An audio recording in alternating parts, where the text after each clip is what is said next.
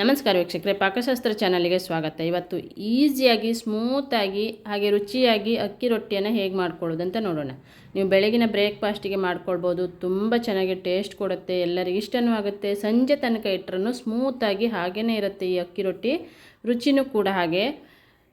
ಈ ಒಂದು ವಿಡಿಯೋನ ಪೂರ್ತಿಯಾಗಿ ನೋಡಿ, ಇನ್ನೊಬ್ಬರಿಗೂ ಶೇರ್ ಮಾಡಿ, ಲೈಕ್ ಮಾಡಿ, ಸಪೋರ್ಟ್ ಮಾಡಿ. ನನ್ನ ಚಾನಲನ್ನು ಫಸ್ಟ್ ಟೈಮ್ ನೋಡ್ತಾ ಇದ್ದರೆ ಸಬ್ಸ್ಕ್ರೈಬ್ ಮಾಡ್ಕೊಳ್ಳಿ, ಬೆಲ್ ಬಟನನ್ನು ಕ್ಲಿಕ್ ಮಾಡಿ. ನಾನು ಯಾವುದೇ ಒಂದು ರೆಸಿಪಿಯನ್ನು ಅಪ್ಲೋಡ್ ಮಾಡಿದಾಗ ಫಸ್ಟ್ ನಿಮ್ಮ ಮೊಬೈಲಿಗೆ ನೋಟಿಫಿಕೇಷನ್ ಬಂದುಬಿಡುತ್ತೆ. ಈಸಿಯಾಗಿ, ಸಿಂಪಲ್ಲಾಗಿ ಹಾಗೆ ಟೇಸ್ಟಿಯಾಗಿರುವಂಥ ರೆಸಿಪಿಗಳನ್ನು ನಾನು ಶೇರ್ ಮಾಡ್ತಾ ಇರ್ತೇನೆ. ಪಟ್ ಅಂತ ಮಾಡ್ಕೊಳ್ಬೋದು.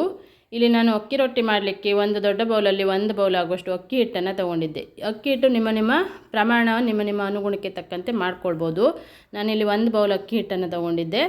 ಇದಕ್ಕೀಗ ರುಚಿಗೆ ತಕ್ಕಷ್ಟು ಉಪ್ಪನ್ನು ಹಾಕ್ಕೊಳ್ಳೋಣ. ನೀವು ಒಮ್ಮೆ ಈ ರೀತಿ ಟ್ರೈ ಮಾಡ್ಕೊಳ್ಳಿ, ಅಷ್ಟು ರುಚಿಯಾಗಿ ಬರುತ್ತೆ, ಟೇಸ್ಟಿ ಇರುತ್ತೆ, ಹಾಗೆ ಸ್ಮೂತಾಗಿಯೂ ಇರುತ್ತೆ. ಇಲ್ಲಿ ಅಕ್ಕಿ ರೊಟ್ಟಿ ಮಾಡಲಿಕ್ಕೆ ನಾನು ಒಂದು ಅರ್ಧ ಬೌಲ್ ಆಗೋಷ್ಟು ಹಸಿ ತೆಂಗಿನಕಾಯಿ ತುರಿಯನ್ನು ಈಗ ನೈಸಾಗಿ ರುಬ್ಕೊಳ್ಬೇಕು. ಇದನ್ನು ಈ ರೀತಿ ತೆಂಗಿನಕಾಯಿ ತುರಿಯನ್ನು ರುಬ್ಬಿ ಹಾಕೋದ್ರಿಂದ ಸ್ಮೂತಾಗಿಯೂ ಬರುತ್ತೆ, ಟೇಸ್ಟು ಸಖತ್ತಾಗೆ ಬರುತ್ತೆ. ಒಮ್ಮೆ ನೀವು ಇದನ್ನು ಟ್ರೈ ಮಾಡಿ. ತೆಂಗಿನಕಾಯಿಯನ್ನು ಈ ಥರ ರುಬ್ಬಿದ್ದಾಗಿದೆ ನೋಡಿ, ನೈಸಾಗಿ ರುಬ್ಕೊಳ್ಬೇಕು. ಇದನ್ನೀಗ ಅಕ್ಕಿ ಹಿಟ್ಟಲ್ಲಿ ಮಿಕ್ಸ್ ಮಾಡ್ಕೊಳ್ಳೋಣ.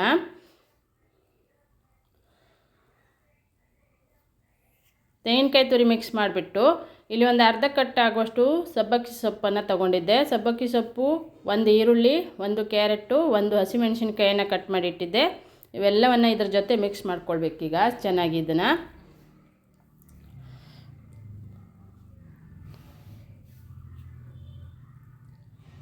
ಈಗ ಕ್ಯಾರೆಟ್ ಎಲ್ಲವನ್ನು ಹಾಕ್ಕೊಂಡಿದ್ದೆ ನಾನು. ಹಾಕ್ಬಿಟ್ಟು ಇದನ್ನು ಚೆನ್ನಾಗಿ ಮಿಕ್ಸ್ ಮಾಡ್ಕೊಳ್ಳೋಣ.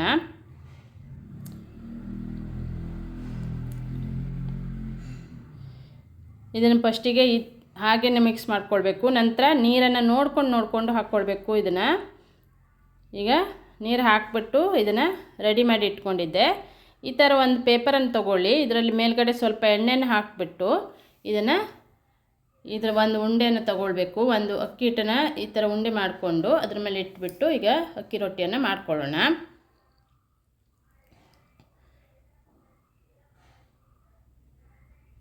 ನಾವು ಲಟ್ಟಣಿಗೆಯಲ್ಲೇ ಲಟ್ಟಿಸ್ತಾ ಇರೋದು.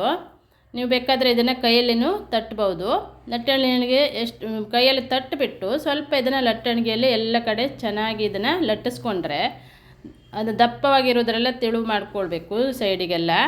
ಈ ಥರ ಮಾಡಿಬಿಟ್ಟು ಇದನ್ನು ಒಂದು ತವದಲ್ಲಿ, ಈಗ ತವನೂ ಕಾದಿದೆ, ಸ್ವಲ್ಪ ಎಣ್ಣೆ ಹಾಕ್ಕೊಂಡು ಇದನ್ನು ಬೇಯಿಸ್ಕೊಳ್ಳೋಣ. ತುಂಬ ಈಸಿಯಾಗಿ ಸಿಂಪಲ್ಲಾಗಿರುತ್ತೆ, ಹಾಗೆ ಟೇಸ್ಟು ಸಖತ್ತಾಗಿ ಬರುತ್ತೆ, ಸ್ಮೂತಾಗಿಯೂ ಬರುತ್ತೆ. ಇದು ಒಮ್ಮೆ ನೀವು ಇದನ್ನು ಟ್ರೈ ಮಾಡ್ಕೊಳ್ಳಿ, ತುಂಬ ಚೆನ್ನಾಗಾಗತ್ತೆ. ಇದ್ರ ಜೊತೆ ನೀವು ಕಾಯಿ ಚಟ್ನಿ ಅಥವಾ ಟೊಮೆಟೊ ಚಟ್ನಿನೂ ಚೆನ್ನಾಗಾಗತ್ತೆ. ಇಲ್ಲಾಂದರೆ ತುಪ್ಪದ ಜೊತೆನೂ ತಿನ್ಬೋದು, ಸೂಪರಾಗಿರುತ್ತೆ. ಈಗ ಇದೇ ಥರ 2 ಕಡೆ ಅದನ್ನು ಬೇಯಿಸ್ಬಿಟ್ಟು ಮೇಲ್ಗಡೆ ಸ್ವಲ್ಪ ಎಣ್ಣೆ ಅಥವಾ ತುಪ್ಪವನ್ನು ಹಾಕ್ಕೊಳ್ಬೋದು. 2 ಕಡೆ ಚೆನ್ನಾಗಿ ಬೇಯಿಸ್ಕೊಳ್ಬೇಕು. ಈಗ ಇದೇ ಥರ ಇನ್ನೊಂದು ಮಾಡ್ತಾಯಿದ್ದೆ ನೋಡಿ. ಸೈಡಲ್ಲೆಲ್ಲ ಅದನ್ನು ಲಟ್ಟಿಸ್ಕೊಂಡು ಮಧ್ಯೆ ಅದನ್ನು ತಟ್ಕೊಳ್ಬೇಕು ಸ್ವಲ್ಪ ಹೊತ್ತು. ಆನಂತರ ಚೆನ್ನಾಗಿ ಇದನ್ನು ಲಟ್ಟಿಸ್ಕೊಂಡ್ರೆ ಎಲ್ಲ ಕಡೆ ಚೆನ್ನಾಗಿರುತ್ತೆ. ಇದೇ ಥರ 2 ಕಡೆ ಇದನ್ನು ಬೇಯಿಸ್ಕೊಂಡ್ರೆ ಸೂಪರಾಗಿರುವಂಥ ಸ್ಮೂತಾಗಿರುವಂಥ ಅಕ್ಕಿ ರೊಟ್ಟಿನೂ ರೆಡಿ ಆಗುತ್ತೆ. ಇದ್ರ ಜೊತೆ ನೀವು ತುಪ್ಪದ ಜೊತೆನೂ ತಿನ್ಬೋದು ಅಥವಾ ಯಾವುದೇ ಒಂದು ಚಟ್ನಿನೂ ಮಾಡ್ಕೊಳ್ಬೋದು. ಕಾಯಿ ಚಟ್ನಿ, ಟೊಮೆಟೊ ಚಟ್ನಿ ಅಂತೂ ಸೂಪರಾಗಿರುತ್ತೆ. ಇದಕ್ಕೆ ನೋಡಿದ್ರಲ್ಲ ವೀಕ್ಷಕರೇ, ಎಷ್ಟು ಸಿಂಪಲ್ಲಾಗಿ ಟೇಸ್ಟಿಯಾಗಿರುವಂಥ ಅಕ್ಕಿ ರೊಟ್ಟಿನೂ ರೆಡಿಯಾಗಿದೆ. ಒಮ್ಮೆ ನೀವು ಇದನ್ನು ಟ್ರೈ ಮಾಡ್ಕೊಳ್ಳಿ, ಸ್ಮೂತಾಗಿ ಬಂದಿದೆ. ಹಾಗೆ ವಿಡಿಯೋನ ಇನ್ನೊಬ್ಬರಿಗೂ ಶೇರ್ ಮಾಡಿ, ಲೈಕ್ ಮಾಡಿ, ಸಪೋರ್ಟ್ ಮಾಡಿ. ನನ್ನ ಚಾನಲನ್ನು ಸಬ್ಸ್ಕ್ರೈಬ್ ಮಾಡ್ಕೊಂಡಿಲ್ಲ ಅಂದರೆ ಸಬ್ಸ್ಕ್ರೈಬ್ ಮಾಡ್ಕೊಳ್ಳಿ, ಬೆಲ್ ಬಟನನ್ನು ಕ್ಲಿಕ್ ಮಾಡಿ. ನಾನು ಯಾವುದೇ ಒಂದು ರೆಸಿಪಿಯನ್ನು ಅಪ್ಲೋಡ್ ಮಾಡಿದಾಗ ಅದರ ನೋಟಿಫಿಕೇಷನ್ ಫಸ್ಟ್ ನಿಮ್ಮ ಮೊಬೈಲಿಗೆ ಬಂದುಬಿಡುತ್ತೆ. Thank you.